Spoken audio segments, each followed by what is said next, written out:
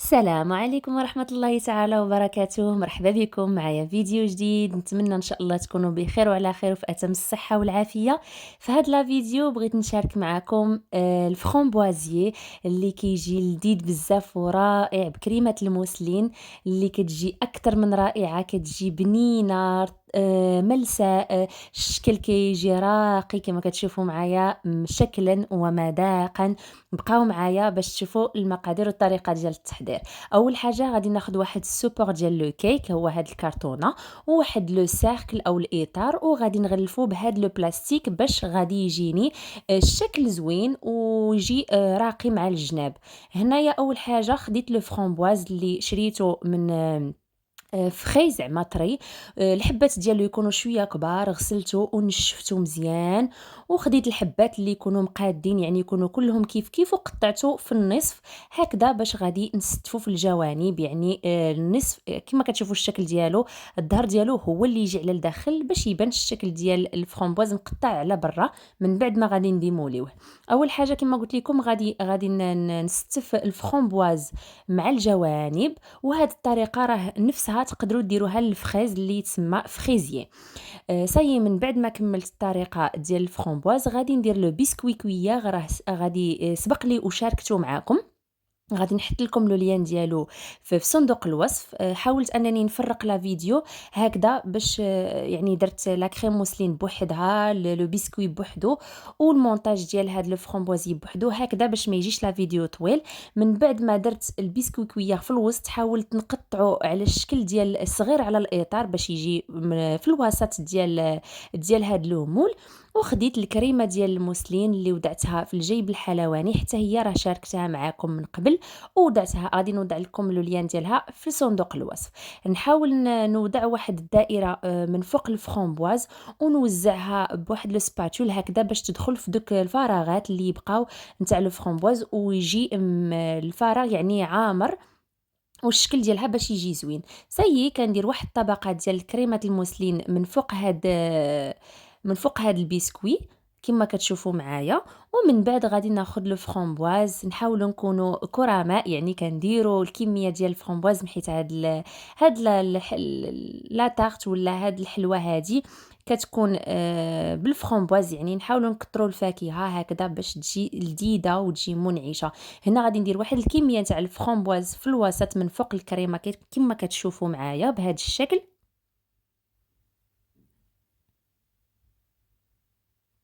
وهنا غادي نضيف ليه الكولي دو فرامبواز، انا شريته جاهز كما غادي تشوفوا معايا بهذا الشكل هذا، شريته من كارفور.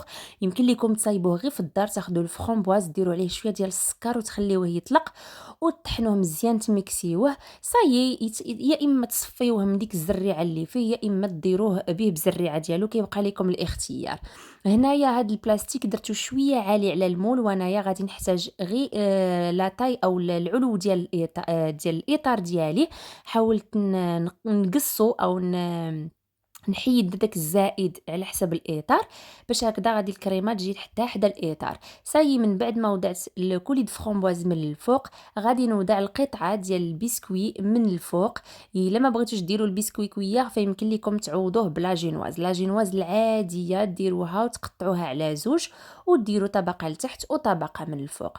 كما كتشوفوا من بعد ما وضعت هذا البسكوي راه كيجي رطب وغادي يتشرب هذاك الكريمه وغادي تجي رطبه، يعني ما كيجيش قاصح، راه بحال لاجينواز تقريبا. من كتاكلوه غادي نوضع طبقه ديال الكريمه، كريمه الموسلين من الفوق، وغادي نسوي الوجه ديالها على الاطار باش تجي مقاده وملسه.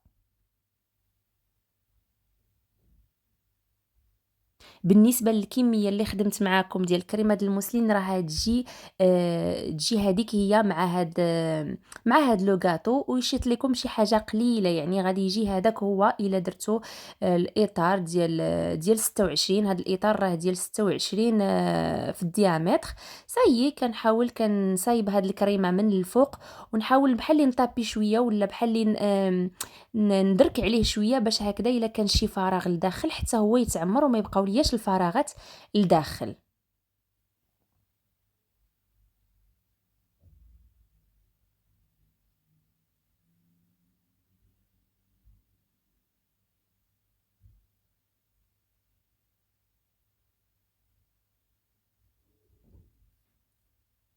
صايي هنا من بعد ما سويت السطح ديال الكاطو ديالي غادي نحاول ندير واحد التزيين، تزيين كيما بغيتو، راه التزيين تبارك الله كيكون مختلف وكل وحده وكيفاش كتبغي تزين لا طاغت ديالها. خديت الكريمه ديال الموسلين ودعتها في هاد لو بوش درت في هاد القمع هذا بهذا الشكل كيما كتشوفوا. وهنا خليت واحد السنتيم في الجوانب هكذا باش من نحيد الاطار ما يتخسرليش الشكل ديال الكريمه من الفوق. هنايا درت الدائره الاولى وكندير الدائره الثانيه هكذا شكل زوين وخفيف. دائما الشكل اللي كيكون خفيف كيجي راقي في الاخير. هنا غادي ناخذ شويه ديال الفرامبواز اللي مقطع في الانصاف، حتى هو غادي نزين به شويه من الفوق باش يعطينا الشكل اللي يكون زوين وراقي.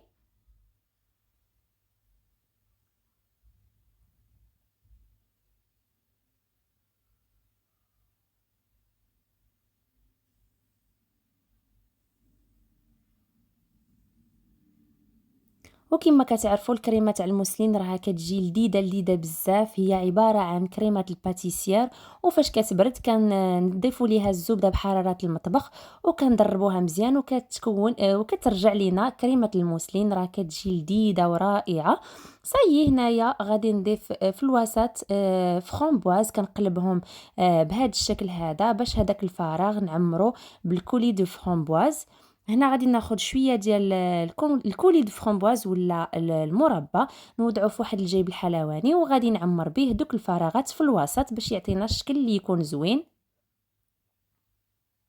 وغادي نزيد نضيف ليه شويه ديال اوراق النعناع كتزين اخير باش يعطينا المنظر زوين، وشويه ديال الخضوره دائما كتزيد تعطي المنظر اللي كيجي راقي. وكان هذا هو الشكل النهائي ديال الفرامبوازي من بعد ما بيتو في الثلاجه ليله كامله. حيدت الاطار بكل سهوله وكتحيدوا هذاك البلاستيك اللي كيجي في الجوانب وكيجي الشكل مفيني. كما كتشوفوا الجوانب كيجيو مفينيين، كيجي الشكل زوين، الكريمه كتجي معمره هذوك الفراغات.